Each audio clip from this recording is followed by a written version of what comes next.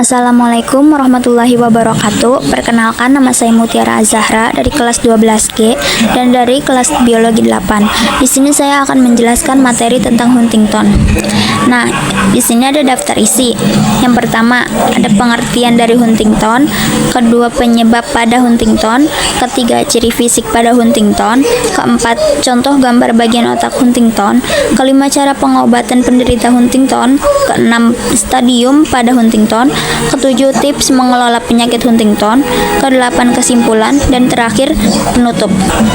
Nah, yang pertama ada pengertian Huntington. Jadi, pengertian Huntington adalah penyakit Huntington atau Huntington's chorea adalah penyakit langka akibat kelainan genetik yang menyebabkan kerusakan otak secara progresif.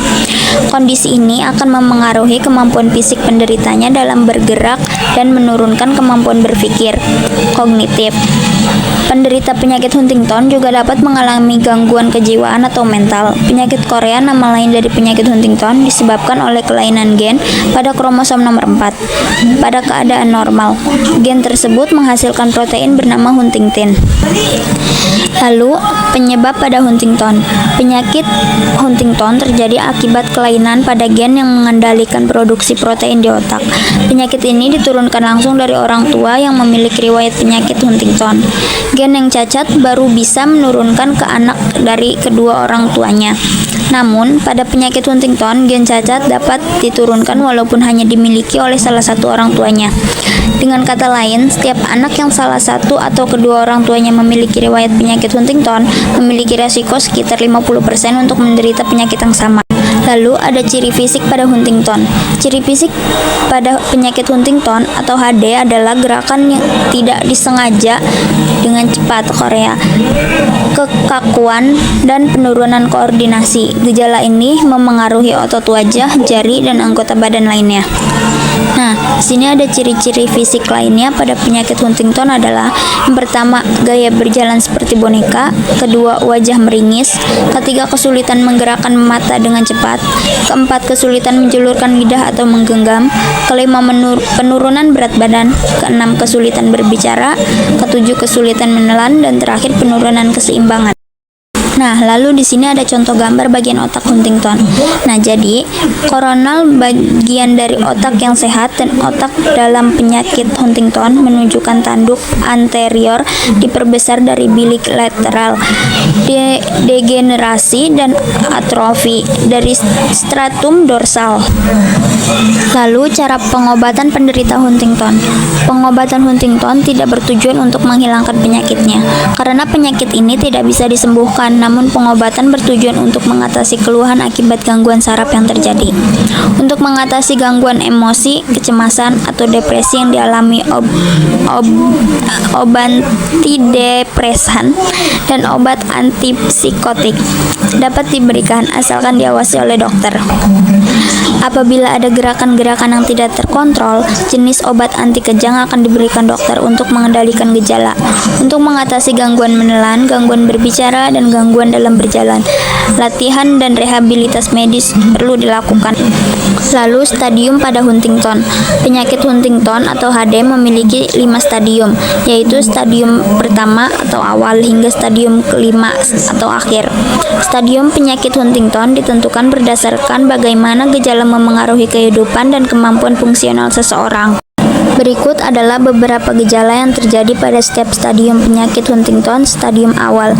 Yang pertama, pasien masih bisa melakukan sebagian besar aktivitas seperti biasa, seperti bekerja dan mengemudi.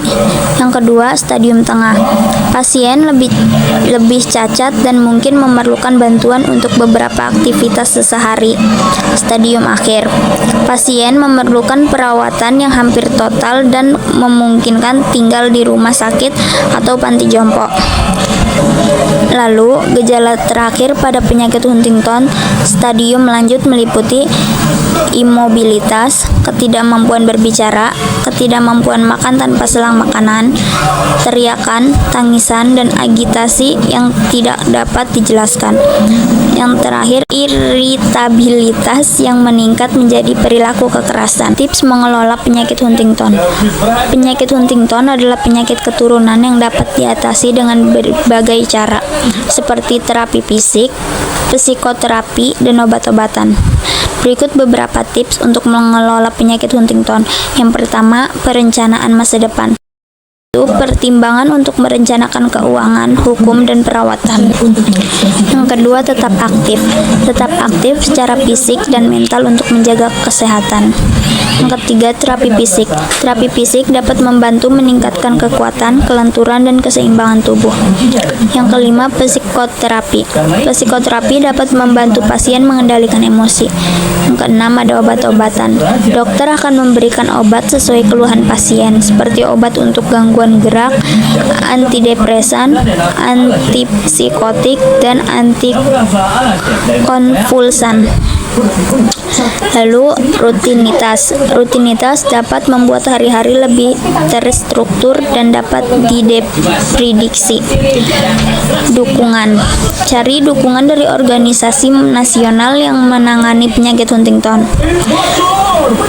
Lalu perhatikan suhu tubuh. Perhatikan isyarat nonverbal yang menunjukkan bahwa pasien terlalu kedinginan.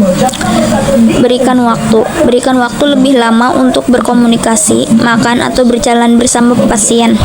Yang terakhir, hindari gangguan. Saat berkomunikasi, cobalah untuk menyingkirkan gangguan. Nah, jadi dari semua materi yang tadi saya bacakan, kesimpulannya itu Huntington disease adalah gangguan genetik yang menyebabkan kerusakan progresif pada sel-sel otak, memengaruhi fungsi motorik, kognitif, dan emosional.